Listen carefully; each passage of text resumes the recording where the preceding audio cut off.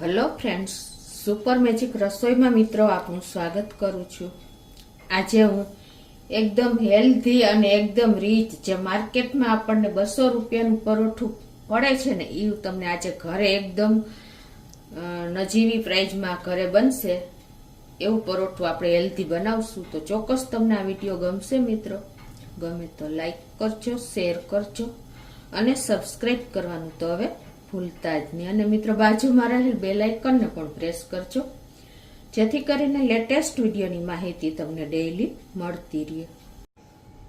તો મિત્રો આજે આપણે એકદમ હેલ્ધી ઇન્ગ્રેડિયન્ટ વાપરશું પરોઠા માટેના, વેજીટેબલ પરોઠા કહી શકો। અને બધા ઇન્ગ્રેડિયન્ટ આપણે બતાવી દઉં। પાલક લીધી છે મેં એક બંચ, એક મીડિયમ સાઇઝનું ગાજર લીધું છે, મરચા છે, કેપ્સિકમ છે, આદુ છે, ધાણા ભાજી છે, પનીર છે, રૂટીન મસાલા છે, મરી છે અને રોટલીનો લોટ છે ઘઉંનો। તો બનાવવાનું ચાલુ કરીએ। તો આ એક બંચ પાલક મેં લીધી છે તો એને આપણે બ્લાન્ચ કરી લેશું। તો આ બાજુ ગરમ પાણી મૂકી દીધું છે, પાણી ઉકળી ગયું છે, ગેસ બંધ કરી દેશું અને આપણે આ પાલકને એમાં ગરમ પાણીમાં ખાલી એકાદ મિનિટ રાખી દેશું એટલે એનો એકદમ સરસ કલર આવશે અને આપણે જોઈએ એવી પ્યુરી તૈયાર થશે। તો આ રીતે આપણે એને ગરમ પાણીમાં સહેજ ઊંચા નીચી કરી અને બ્લાન્ચ કરી લેશું। તો જો આ રીતે આપણે એકાદ મિનિટ જ રાખવાની છે, બહુ નથી રાખવાની, નહીતર પાલકનું જે આયરન હોય એ પાણીમાં જતું રહે છે। હવે એને આપણે ગરમ પાણીમાંથી લઈ એનો જો એકદમ ગ્રીન કલર આવી ગયો છે ને તો એને લઈને આપણે ઠંડા પાણીમાં એકદમ ચીલ્ડ પાણીમાં નાખી દેશું એટલે શું થશે, એનો કલર મેન્ટેન રહેશે અને આપણને લુક પણ ગમશે। આ ઠંડા પાણીમાં જો આપણે પાલક એકાદ મિનિટ રાખીને અને એને એક વાસણમાં નિતારી લેશું। આ રીતે આપણે પાલક પણ પાણી નીતરી ગયું છે તો એને આપણે એક મિક્સર જારમાં નાખી દેશું। હવે આને આપણે પ્યુરી કરી લેશું। તો આ રીતે જો પ્યુરી તૈયાર થઈ ગઈ છે અને હવે આ પ્યુરીથી જ આપણે પરોઠા બનાવી છીએ। તો પરોઠાનો લોટ બાંધશું, એના માટે મેં 1 કપ આપણે રોટલીનો લોટ લીધો છે। તો એમાં ટેસ્ટ એકોર્ડિંગ 1/4 ટીસ્પૂન જેવું મીઠું નાખી દઈશું, કેમ કે પાલક સેજ આપણે સોલ્ટી હોય છે એટલે કેર કરીને નાખવાનું। 1/4 ટીસ્પૂન હિંગ નાખી દઈશું, 1 ટીસ્પૂન આપણે આખું જીરાને આ રીતે હાથેથી મસરી અને નાખી દઈશું। અને હવે જે આ પ્યુરી છે ને એનાથી જ આપણે લોટ તૈયાર કરી લેશું। જો આ પ્યુરી જેટલી આપણે નાખી દેશું બધી, પછી જેટલો લોટ સમાય ને એ પ્રમાણે તમારે એડ કરી દેવાનો છે। તો હવે અને આમાં 1 ટીસ્પૂન જેવું આપણે તેલ કે ઘી કોઈ પણનું મોણ નાખી શકો છો, પણ અત્યારે હું ઘીનું નાખું છું।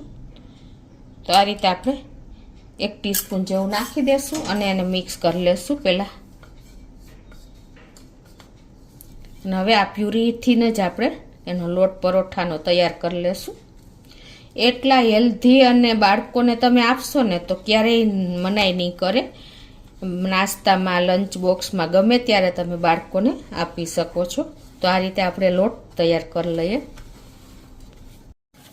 તો આ રીતે જો આપણે પ્યુરીમાં જ લોટ બાંધ્યો છે, બિલકુલ પાણીનો ઉપયોગ નથી કર્યો એટલે હેલ્ધી આપણો પરોઠાનો લોટ તૈયાર થઈ ગયો છે।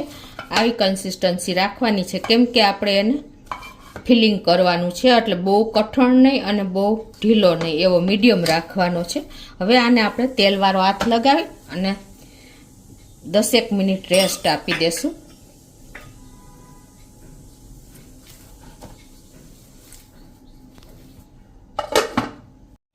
હવે આપણે છે ને આદુ મરચાંની પેસ્ટ કરી લેશું પરોઠાના ફિલિંગમાં નાખવા માટે। તો એના માટે 2 મરચાંને આપણે આ રીતે મિક્સર જારમાં કટ કરી અને નાખી દેશું। 1 ઇંચ આદુના ટુકડાને પણ આમાં જ નાખીને અને એની પેસ્ટ કરી લેશું। તો આ રીતે જો આપણે પેસ્ટ કરી લીધી છે અધકચરી એવી।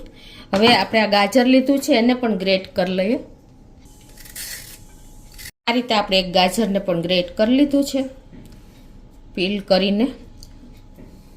અને હવે એમાં આપણે મેં 2 ટેબલ સ્પૂન જેવી ધાણા ભાજીને સમારી છે એ આમાં નાખી દેશું અને અડધું કેપ્સિકમને લાંબી સ્લાઇસમાં સમાર્યું છે એને પણ આમાં જ નાખી દઈએ।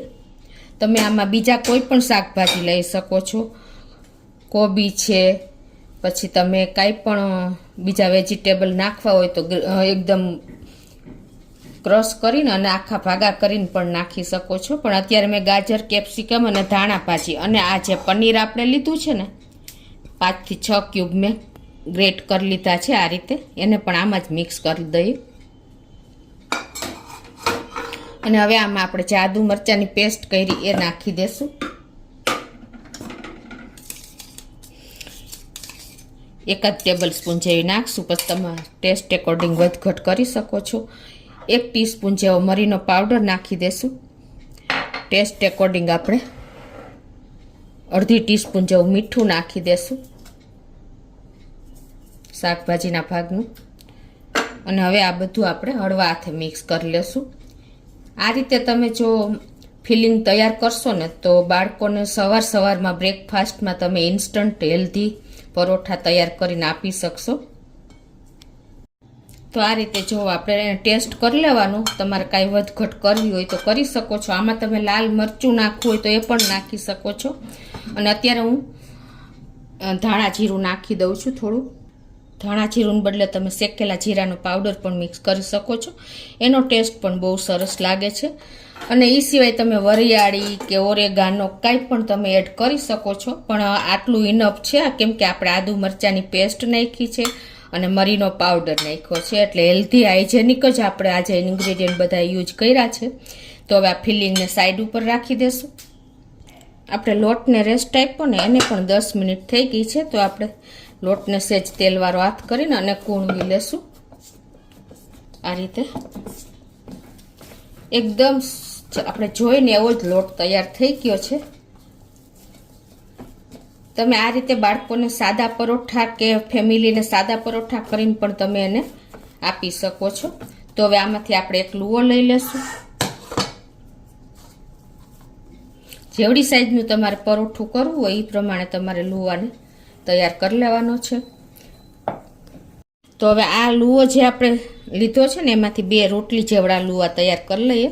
તમારે જે સાઈઝના કરવા એ પ્રમાણે તમારે લુવા લેવાના છે. તો પહેલાં આપણે એક લુઓ લઈ અને રોટલી વણી લેશું. આ રીતે રોટલીનું વટામણ લઈને અને આપણે એને પાતળી એવી વણી લેશું, મીડિયમ પાતળી.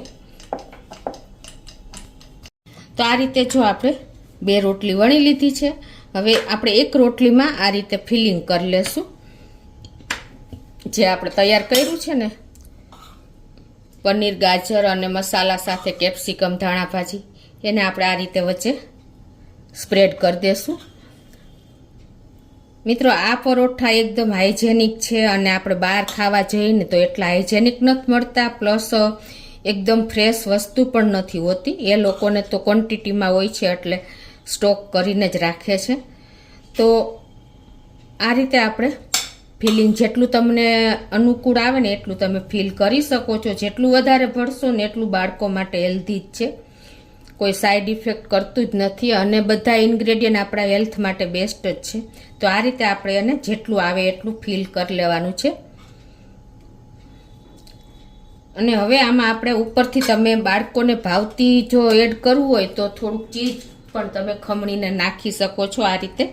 તો એકદમ હોશે બાળકો કોઈ દી બહાર ખાવાનું નામ નહીં લે. અને આ પરોઠા તમે માર્કેટમાં ખાવા જાઓ ને તો 200 થી 250ની કિંમતમાં તૈયાર થાય છે, જે આપણે ઘરે નજીવી કિંમતમાં જ તૈયાર કરી શકીએ છીએ. તો આ રીતે આપણે ચીઝને પણ સ્પ્રેડ કરી દેશું.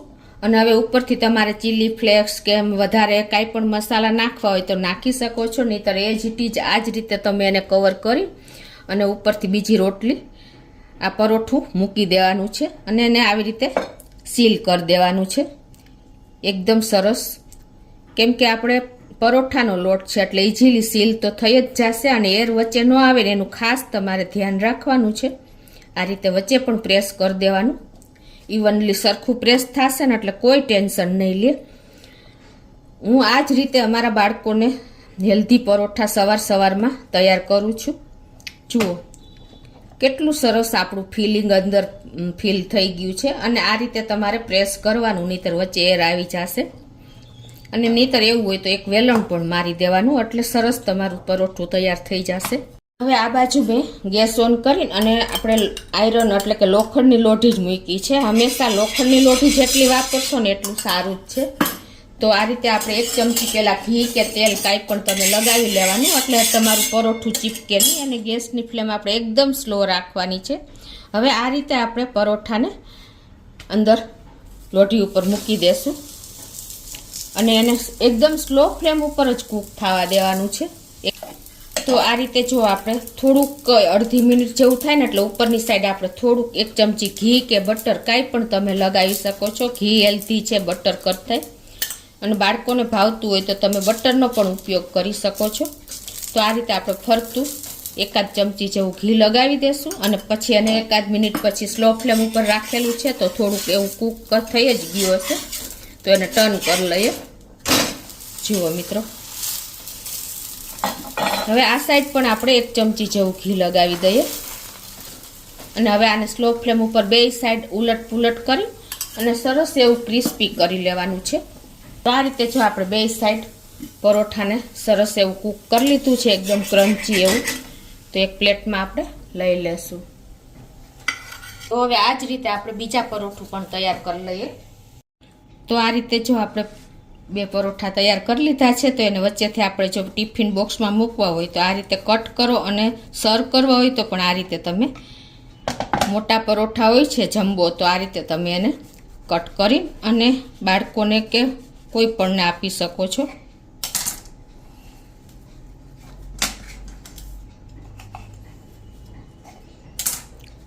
તો એકદમ જો ફૂલ ફિલિંગ આપણા હેલ્ધી પરોઠા તૈયાર થઈ ગયા છે.